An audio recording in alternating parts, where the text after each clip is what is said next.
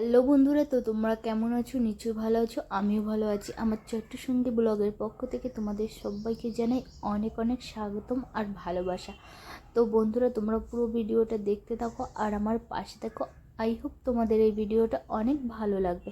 তো আজকে হচ্ছে আমার ছোটো কাকুর বাড়ির বিট পুজো।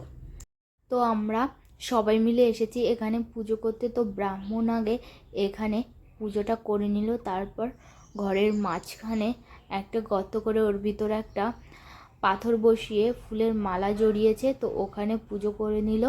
আমাদের বাঙালিদের সাধারণত বাড়ির বিট পুজো করার সময় যে হেড মিস্ত্রি থাকে, তো তাদের দিয়ে পুজোটা করানো হয়। এখানে একটু অন্যরকম। যাই হোক, তো ব্রাহ্মণ বলল প্রথমে হলুদ জল, তারপরে দুধ আর সিঁদুরের ফোঁটা দিতে হবে 3বার করে, তারপর দিতে হবে ফুল। তো বাড়ির সবাই আগে পুজো করে নিয়েছে, তো আমাকেও বলল যে তুইও একটু পুজো করে নে। তো আমিও একটু পুজো করে নিলাম। তো বন্ধুরা, তোমাদের এই ভিডিওটা কেমন লেগেছে তা অবশ্যই জানিও।